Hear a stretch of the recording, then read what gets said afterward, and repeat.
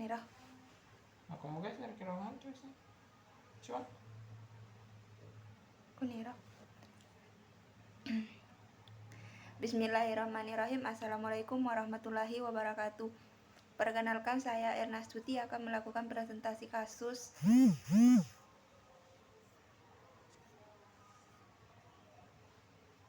nggak mau pakai jaringan toh pak, kalau tuh jaringannya kita tutur.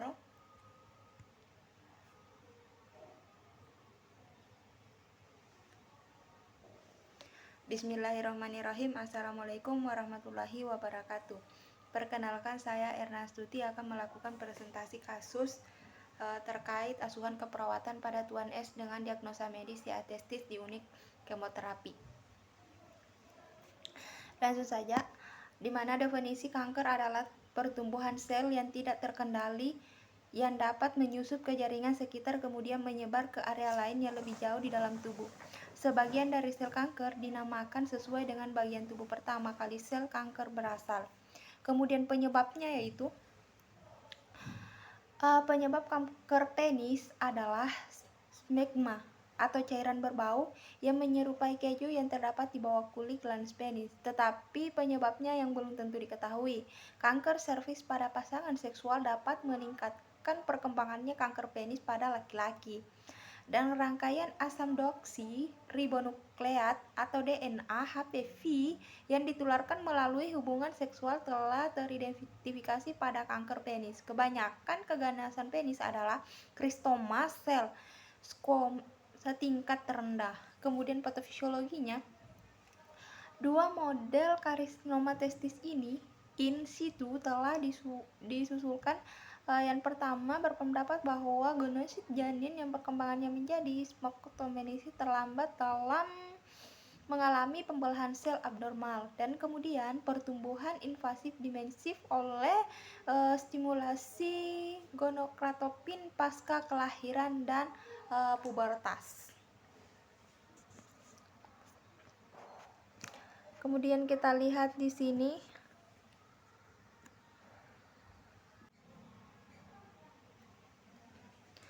Kemudian kita bisa lihat di pathway atau perjalanan penyakitnya. Pertama itu kelainan herediter atau kelainan kromosom multifonksigen, kemudian terjadinya paparan bahan kimia, kemudian kelainan pertumbuhan sel. Di kelainan pertumbuhan sel ini terjadilah testis membesar. Ketika testisnya membesar, maka terjadi tumor testis di mana testis tidak dapat berkembang. Kemudian trauma testis, terjadi infeksi, kemudian lesi intraseluler, kemudian mengenai prekinin testis, kemudian sel tumor menyebar ke retrotestis. Kemudian tumor testis ini karena adanya terbatas, maka bisa terjadi intoleransi aktivitas, kemudian rasa takut dan tidak karuan, maka karena ketidaktahuan maka terjadi defisit pengetahuan. Kemudian testis tidak dapat berkembang, testis underserved, kemudian penurunan fungsi tubuh, maka terjadi gangguan seksual, maka disfungsi seksual. Di mana manifestasi klinisnya itu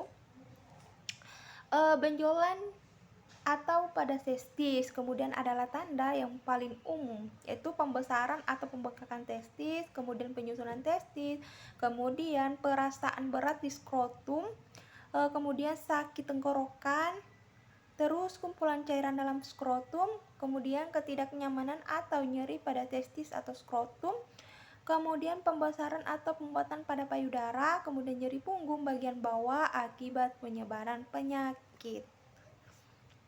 Kemudian komplikasinya yaitu ada komplikasi paru, komplikasi ginjal, toksikitas kardiovaskuler, infosilitas, dan toksikitas hematologika, atau komplikasi tulang, kemudian toksikitas gastrointestinal.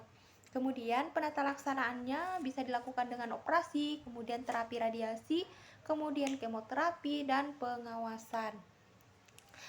terkait asuhan keperawatan yang perlu dilakukan itu ada pengkajian, di mana di pengkajian berisi identitas klien, nama, usia, jenis kelamin, alamat, status, agama, suku, pendidikan, pekerjaan, diagnosa medis, kemudian identitas penanggung jawab, nama, usia, pekerjaan, hubungan, dan alamat. Kemudian yang perlu ditanyakan tuh keluhan utama, alasan masuk, terus riwayat penyakit sekarang, riwayat penyakit dahulu, riwayat keluarga, kemudian riwayat alergi, riwayat imunisasi, kemudian pengkajian, kemudian peningkatan kesehatan, pola nutrisi, pola eliminasi, pola aktivitas, pola tidur, persepsi kognitif, dan stres. Kemudian kita membahas terkait kasusnya. Di sini saya akan mempresentasikan kasus hasil kelolaan saya di ruang unik kemoterapi pada pasien Tuan S dengan umur 27 tahun, agama Islam, pendidikan SD, pekerjaan tidak ada. Kemudian jenis kelamin laki-laki, status perkawinan belum kawin, alamat itu Sebaku kakak 05. Kemudian sumber informasi itu keluarga, penanggung jawab Mustafa, umur 30 tahun, jenis kelamin laki-laki, alamat Sebaku Kuntaka, kemudian status duda, hubungan dengan klien adalah saudara.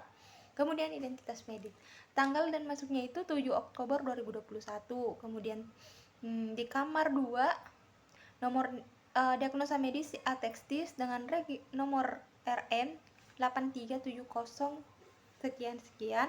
Kemudian riwayat penyakit. Keluhan utama saat masuk rumah sakit, klien mengatakan kaki sebelah kanan banyak bengkak, kemudian punggung sebelah kanan bagian belakang terasa sakit. Klien mengatakan rasa nyeri yang sakit pada testis bagian kanan. Kemudian keluhan utama saat pengkajian, klien mengatakan sakit pada punggung sebelah kanan, kemudian bagian belakang kaki bengkak. Kemudian riwayat penyakit keluarga, klien mengatakan punya riwayat penyakit sekarang. Klien mengatakan punya riwayat merokok sebelum masuk di rumah sakit, tapi pada saat mengalami sakit, klien sudah berhenti untuk merokok. Kemudian riwayat penyakit keluarga, klien mengatakan tidak ada keluarga yang menderita penyakit yang sama dengannya. Kemudian riwayat pengkajian saat ini, satu tuh persepsi dan pemeliharaan kesehatan. Klien mengatakan sudah berhenti merokok pada saat dirawat, kemudian tidak meminum minuman beralkohol. Pola nutrisi baik, berat badan klien 53 kg dengan tinggi 172 cm. Kemudian pola eliminasi sebelum masuk, klien mengatakan pola berkemihnya baik-baik saja.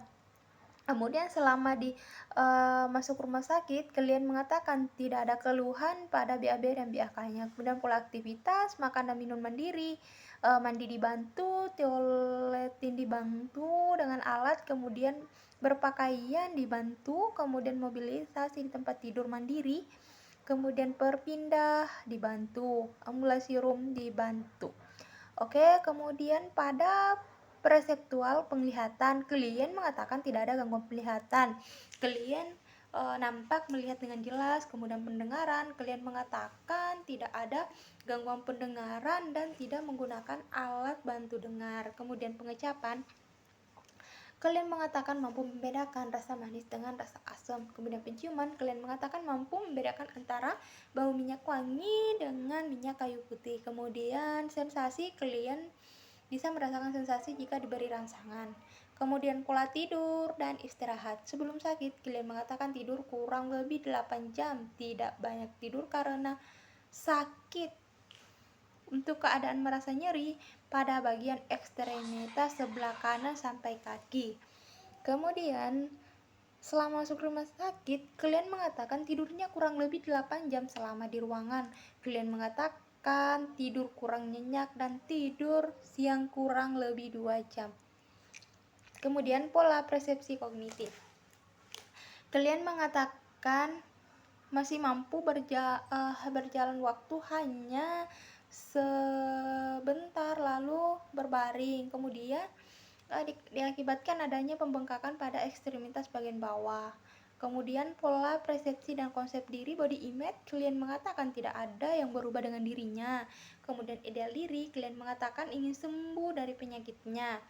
Kemudian harga diri selama sakit, klien merasa tetap dihargai dan oleh keluarganya tetap didukung. Kemudian peran, klien adalah seorang anak yang bersaudarakan 5 orang selama DRS klien kooperatif dengan program terapi. Kemudian identitas diri, klien mengatakan sebagai seorang anak.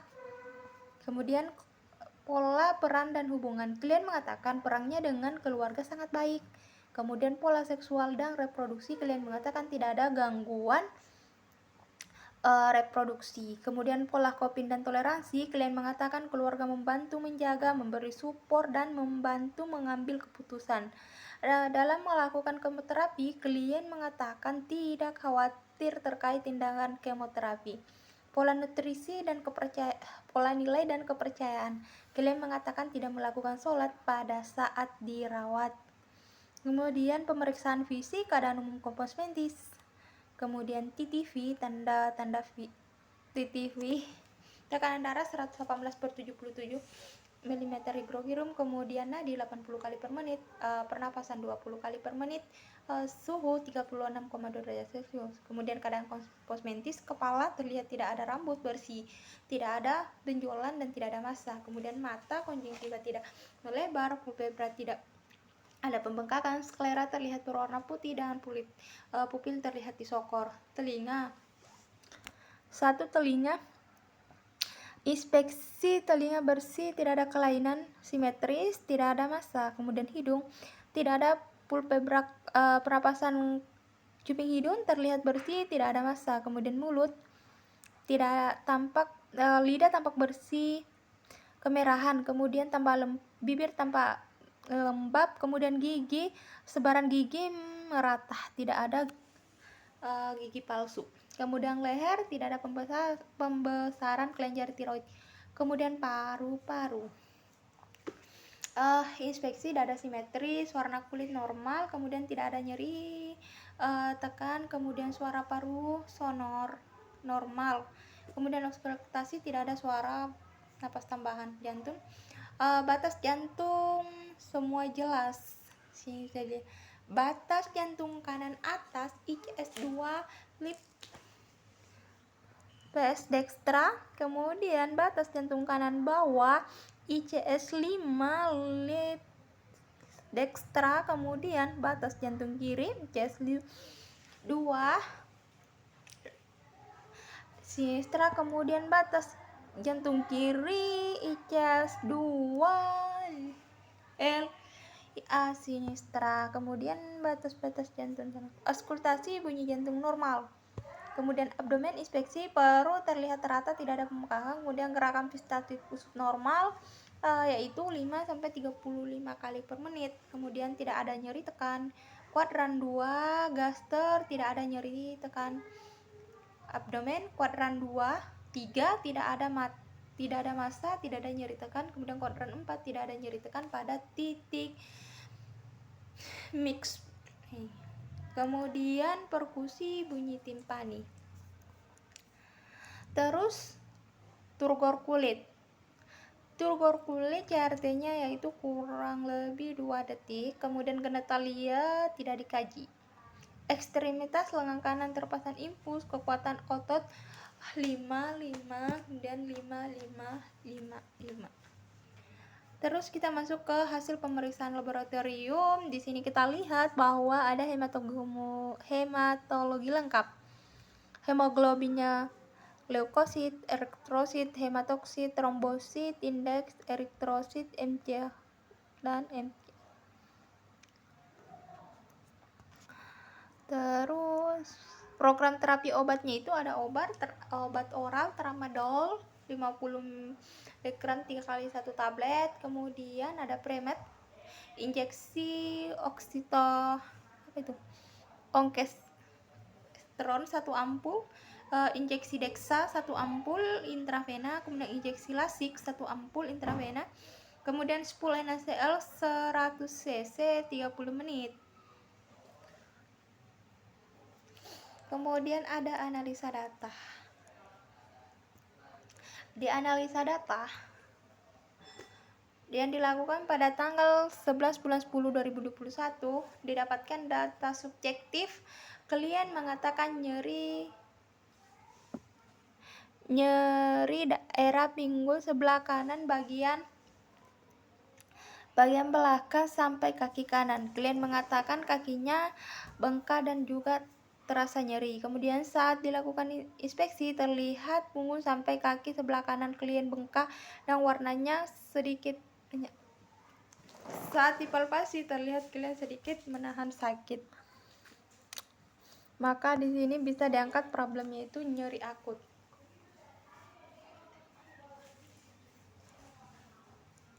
Kemudian klien mengatakan kemudian diagnosa kedua yaitu data subjektif. Klien mengatakan memang belum memeriksa di rumah sakit saat itu sebab ia berpikir itu hanya masalah biasa. Kemudian klien mengatakan pembengkakan semakin membesar seiring waktu. Kemudian dilihat dari data subjektif, saat dilakukan inspeksi terlihat ekstremitas bawah sebelah kanan bengkak, warna kecoklatan dan sedikit mengkilap. Saat dilakukan palpasi, klien terlihat menahan nyeri. Nah, ini bisa terjadi karena klien kurang pengetahuan, kemudian terjadi defisit pengetahuan. Kemudian ada masalah yang ketiga. Klien mengatakan akhir-akhir ini sulit bergerak dan memakai celana sendiri sehingga kadang-kadang hanya berbaring di tempat tidur sambil main HP akibat adanya pembengkakan. Klien mengatakan berbaring saja di tempat tidur dan klien nampak berbaring saja di tempat tidur dan menggunakan handphonenya. Ini terjadi karena intoleransi aktivitas. Kemudian masalah yang keempat, klien mengatakan tidak nyaman, selalu gelisah karena nyeri, kadang sangat sakit pada malam hari. Klien tampak kurang nyaman, terlihat sedikit gelisah dan nampak sangat lelah. Ini karena gangguan rasa aman dan nyaman dengan kondisi perawatan.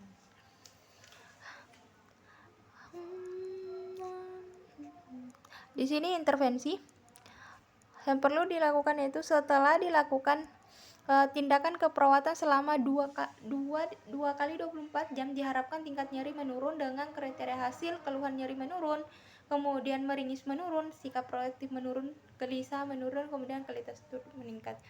Kemudian untuk defisit pengetahuan, setelah dilakukan tindakan keperawatan 2 kali 24 jam diharapkan klien tingkat pengetahuannya itu meningkat, kemudian perilaku sesuai dengan anjuran meningkat, kemudian kemampuan untuk menjelaskan suatu topik meningkat, kemudian perilaku sesuai dengan pengakuan meningkat. Kemudian sistem yang dilakukan tindakan setelah dilakukan tindakan keperawatan selama 20 kali 24 jam diharapkan klien dapat beraktivitas dengan baik. Dengan kriteria hasil, kemudahan dalam melakukan aktivitas sehari-hari meningkat, kemudian kekuatan tubuh bagian bawah meningkat, kekuatan lelah menurun, perasaan lemah menurun, kemudian warna kulit membaik. Terus gangguan rasa dan nyaman setelah dilakukan tindakan keperawatan selama 2 kali 24 jam diharapkan status kenyamanan klien meningkat dengan kriteria hasil, kesejahteraan fisik meningkat, keluhan tidak nyaman menurun, kemudian keluhan sulit tidur menurun, kemudian lelah menurun, pola tidur membaik.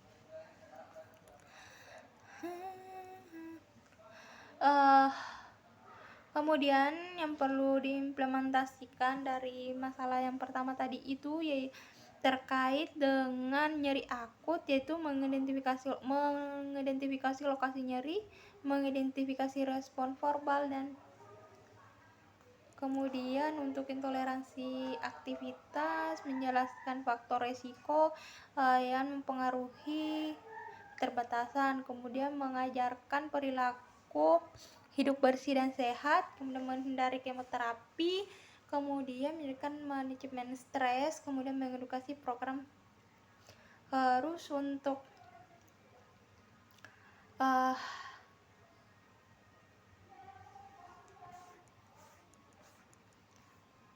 setelah dilakukan intervensi dan implementasi, maka dilihat dari hasil evaluasi dari 4 masalah tadi.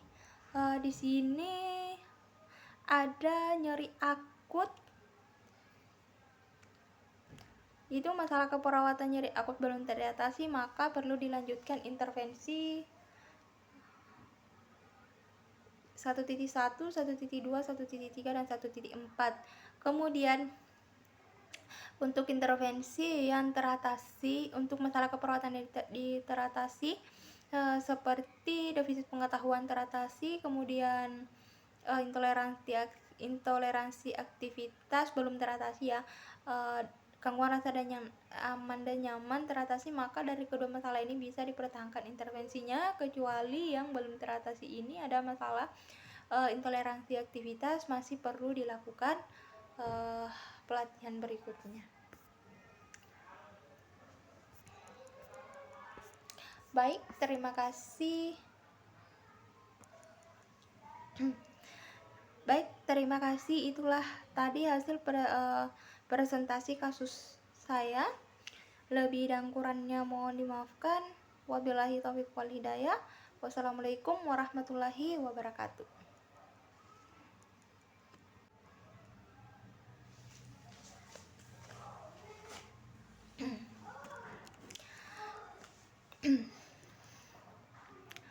Bismillahirrahmanirrahim. Assalamualaikum warahmatullahi wabarakatuh. Perkenalkan, saya Erna Astuti, mahasiswa profesi nurse Universitas Muhammadiyah Kalimantan Timur. Di sini saya akan mempresentasikan kasus terkait hasil pengkajian saya, yaitu presentasi kasus stroke non hemoragik pada pasien Tuan H di ruang Unistroke.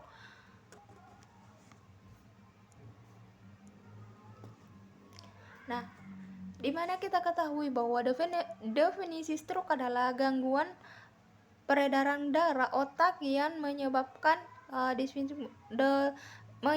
defisit neurologis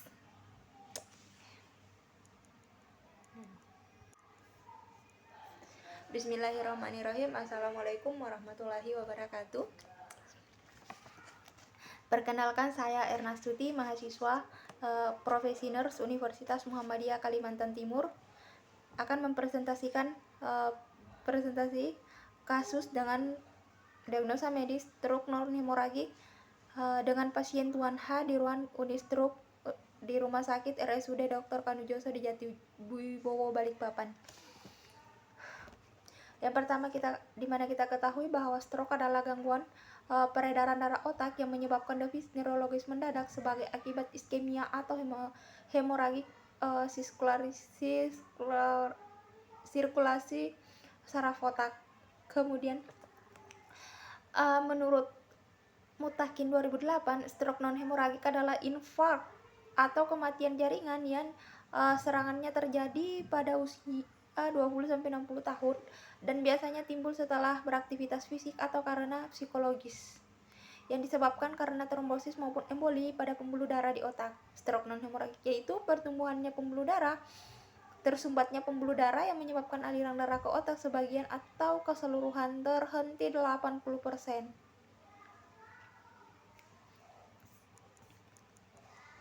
Kemudian di sini kita lihat klasifikasi stroke ada dua, yaitu stroke hemoragik dan stroke non hemoragik, di mana kita ketahui secara umum bahwa stroke non hemoragik itu adalah terjadinya penyumbatan pembuluh darah di otak. Kemudian stroke hemoragik itu terjadinya pecahnya pembuluh darah di otak. Kemudian etiologi dari penyebab dari stroke non hemoragik ini yaitu adanya trombosit atau bekuan cairan di dalam pembuluh darah otak, kemudian emboli cerebral atau bekuan darah atau material lain, kemudian hemoragik cerebral atau pecahnya pembuluh darah cerebral dengan berlahan ke dalam jaringan otak atau ruang sekitar otak. Kemudian iskemia yaitu penurunan aliran darah ke aliran otak. Kemudian faktor resiko stroke itu ada hipertensi, anuresia pembuluh darah cerebral, kemudian kelainan jantung atau penyakit jantung, diabetes mellitus, usia lanjut, hipoglikeemia dengan peningkatan kolesterol, obesitas, perokok, dan kurang aktivitas. Terus manifestasi klinis yaitu defisit 8 penglihatan, seperti kehilangan setengah 8 penglihatan, kesulitan melihat penglihatan perifer, kemudian penglihatan ganda, kemudian defisit motorik yang mana itu hemiparese, ataksia, disastria, disfagia, kemudian defisit cerebral, kemudian afasia ekspresif dan afasia respiratif, kemudian defisit kognitif, kemudian defisit emosional.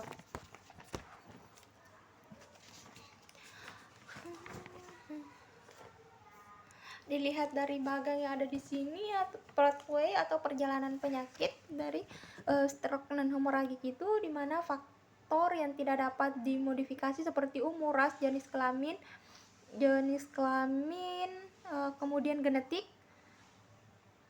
Kemudian faktor yang dapat dimodifikasi seperti hipertensi, hiperglikemia, diabetes mellitus, riwayat penyakit jantung, lifestyle. Dari kedua ini maka terbentuknya trombus arterial dan emboli. Dari terbentuknya trombus dan arterial dan emboli, maka terjadi penyumbatan pembuluhan darah di otak. Kemudian suplai oksigen ke otak menurun, kemudian terjadinya iskemik jaringan pada otak. Terjadilah shock neurologik. Terjadi shock neurologik maka mengakibatkan perfusi cerebral tidak efektif. Terus iskemik jaringan pada otak, maka terjadi hipoksia, terjadilah stroke non-hemoragik. Dari stroke non-hemoragik ini bercabang lagi menjadi dua, yaitu iskemik pada arteri cerebral dan iskemik pada arteri cerebral posterior. Kemudian iskemik pada arteri cerebral medial. Dari sini ya terjadi gangguan premotor area, kemudian kerusakan neuromuskuler, terjadi dua hemipalgia dan hemiparesis. Hemipalgia ini bisa terjadi gangguan integritas kulit, kemudian defisit perawatan diri. Terus hemiparesis ini bisa gangguan mobilitas fisik. Kemudian terjadi disastria afasia, maka terjadi gangguan komunikasi verbal. Kemudian disfagia ini gangguan menelan. Kemudian terjadi penumpukan sputum, maka bersihan jalan nafas tidak efektif. Kemudian gangguan visual area di diplopedia, maka tergangguan persepsi sensori. Kemudian komplikasinya yaitu ada hipoksi cerebral, kemudian penurunan aliran darah cerebral, kemudian embolisme cerebral dan distremia. Kita masuk ke kasus. Sini saya akan membahas kasus stroke hemoragik dengan pasien Tuan H dengan umur 54 tahun, agama Islam, pendidikan S3. Kemudian pekerjaan sekcam, jenis kelamin pria, status perkawinan menikah, alamat Sepinggan. Kemudian sumber informasi istri dan anak klien. Penanggung jawab namanya Nyonya E dengan umur 39 tahun, perempuan, alamat Sepinggan sama dengan klien. Kemudian status menikah, hubungan istri klien.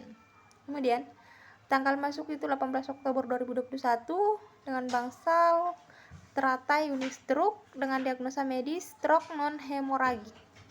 Dengan nomor rekam medis yaitu 52 sekian. Kemudian riwayat penyakit. Yang pertama itu keluhan utama saat masuk rumah sakit.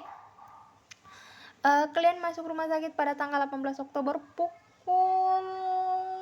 12 WITA melalui IGD.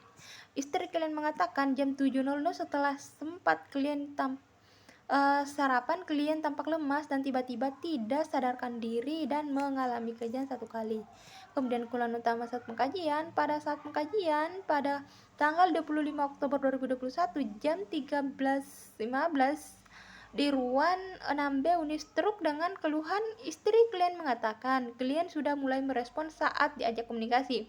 Klien sudah bisa bicara, klien bisa membuka matanya saat dipanggil. Istri klien mengatakan pada hari Sabtu dan Minggu sebelum diantar ke rumah sakit, klien sudah tampak pelo saat diajak bicara. Tekanan darah kalian saat itu 209 per 144 mm Hg, dan kolesterolnya 230 mg per desiliter. Istri kalian mengatakan mengantar klien di Dr. Syaraf pada hari Senin, namun pasien tiba-tiba tidak sadarkan diri. Kemudian riwayat penyakit sekarang, klien mengatakan klien sudah mulai merespons saat diajak bicara. Kemudian riwayat penyakit dahulu, klien mengatakan bahwa klien memiliki riwayat hipertensi dan mengonsumsi obat hipertensi kurang lebih 6 tahun. Klien pernah dirawat di rumah sakit Siloam karena hipertensi dan sebelumnya belum pernah kena stroke. Riwayat penyakit keluarga dilihat dari genogram. Klien bersaudarakan 8 orang. Klien tinggal bersama dengan istri dan 3 anaknya laki-laki. Saudara atau keluarga klien tidak ada yang stroke. Kemudian pengkajian saat ini, persepsi dan melihat istri klien mengatakan klien tidak merokok. Kemudian pola nutrisi dan metabolisme, berat badan klien itu 70 kg dengan tinggi 175 cm, maka dihasilkan IMT-nya yaitu 22,87. Pola eliminasi, istri klien mengatakan selama di rumah tidak ada keluhan BAK dan AB. Paling BAK itu kalian mengatakan minum sekitar 3 kali sehari. Kemudian selama dirawat kalian terpasang DC. Kemudian aktivitas dan latihan ini tergantung total.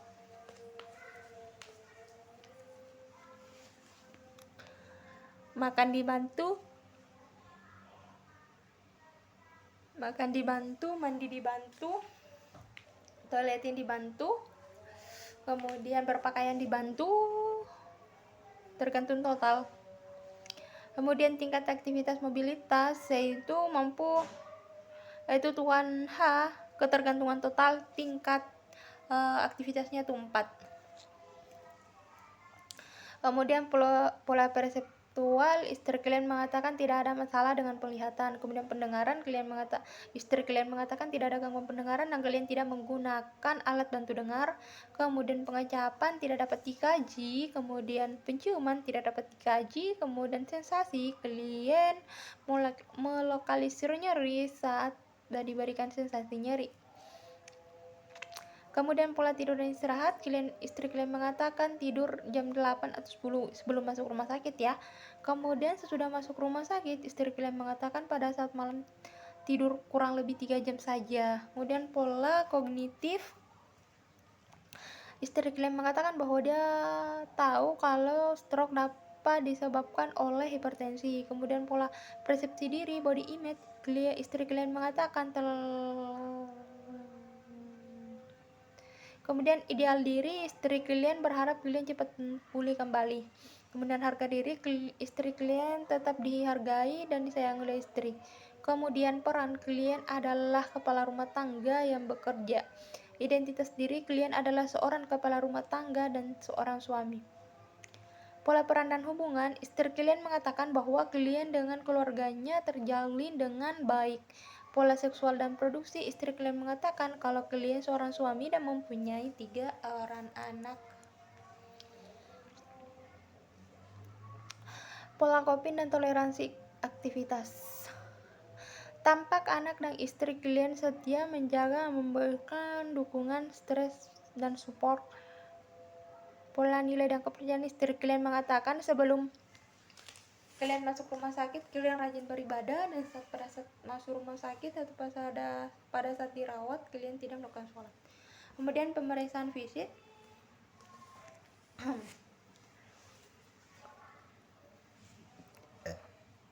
Keadaan umum sedang, GCSE 5, E3, EY3, verbal 2, dan motorik 5. Tanda-tanda vital itu tekanan darahnya 164 per 93 mm Hg, kemudian nadia 61 kali per menit, kemudian respirasi 20 kali per menit, kemudian suhu 36,3 derajat Celcius. Kemudian kesadaran GCS L3, verbal 2, motorik 5. Kepala ekspresi bentuk kepala tampak bulat, sebarang rambut merata, warna rambut hitam dan berubah, tampak bersih, tidak ada. Kemudian palpasi tidak terdapat pembengkakan atau luka atau lesi. Mata konjungtiva terlihat kemerahan, kemudian pulpebra tidak ada pembengkakan, kemudian sklera terlihat berwarna putih, kemudian pupil terlihat disokor. Kemudian telinga, inspeksi telinga simetris, tampak bersih, tidak menggunakan alat bantu dengar. Kemudian palpasi tidak ada tanda-tanda massa. Kemudian hidung tampak simetris, tidak terdapat perdarahan dan tidak ada pernapasan cuping hidung. Kemudian mulut, lidah tampak bersih, bibir tampak kering, gigi tidak menggunakan gigi palsu.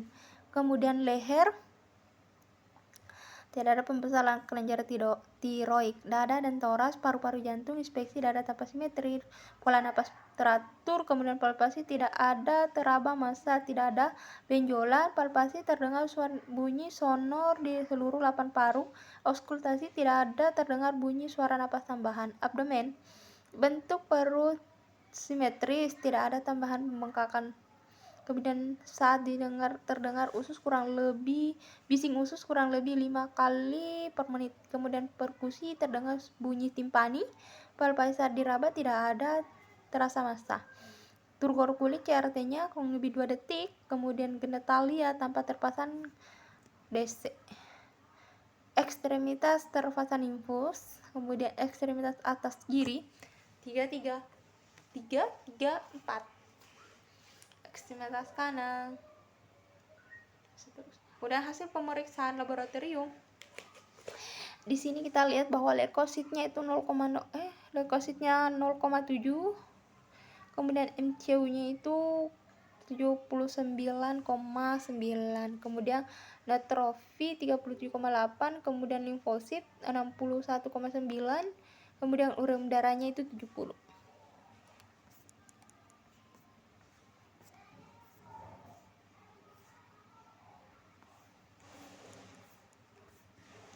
Program terapi yaitu oral, satu itu 1 mm, kemudian kondestran 16 mg tablet 1x1, kemudian lopdogrel 75 mg, kemudian anidoplin, kemudian infus NaCl 0,9%, kemudian pemeriksaan saraf kranial.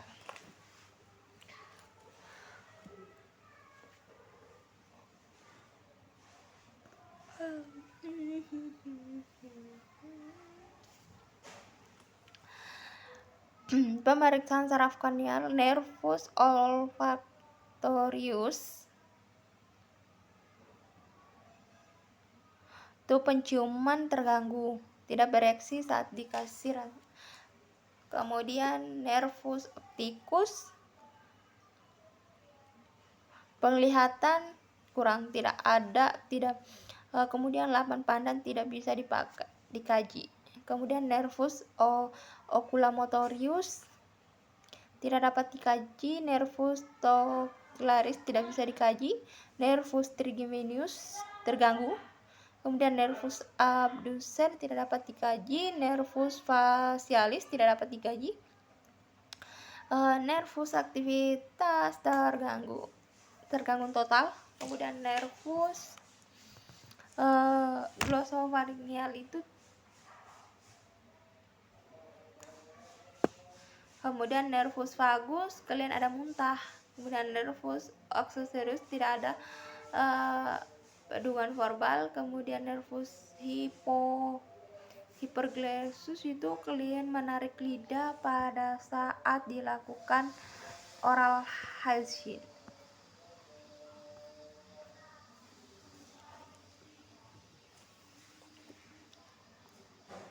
Kemudian skala Nelson penilaiannya yaitu ada 10, resiko tinggi, dekubitus. Kemudian skala Bechtel itu 0, ketergantungan total.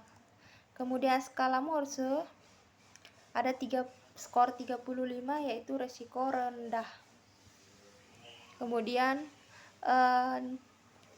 pengkajian NIHSS itu skor 17 dengan defisit neurologis berat. Dilihat dari data fokus dari data-data tadi, maka analisa data yang terjadi bisa karena terjadi penurunan kapasitas adaptif intrakranial, kemudian gangguan mobilitas fisik dan gangguan gangguan integritas kulit. Maka setelah dilakukan tindakan perawatan selama 3x24 jam, diharapkan kapasitas adaptif intrakranial meningkat, dan setelah dilakukan tindakan keperawatan selama 3x24 jam, diharapkan mobilitas fisik klien meningkat dengan kriteria hasil itu menggerakkan ekstremitas sedang, kekuatan otot sedang, kemudian peningkatan gerak room. Terus yang ketiga itu resiko kerusakan integritas kulit dan jaringan setelah dilakukan tindakan keperawatan 3x24 jam, diharapkan integritas dan kerusakan jaringan meningkat.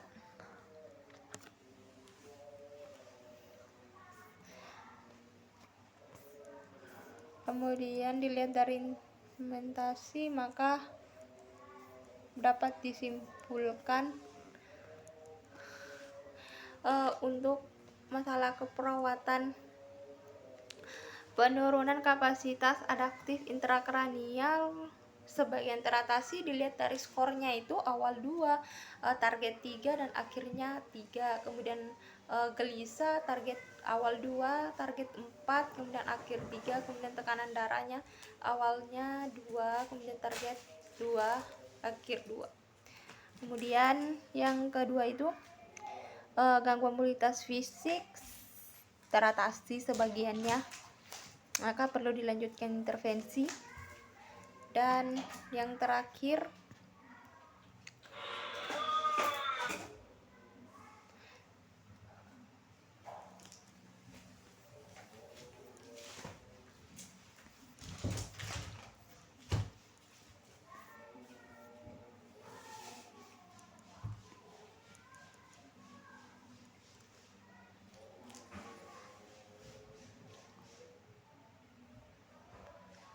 itulah tadi presentasi kasus terkait pasien dengan diagnosa medis stroke non hemoragik. Lebih dan kurangnya mohon dimaafkan. Wabillahi taufiq wal hidayah. Wassalamualaikum warahmatullahi wabarakatuh.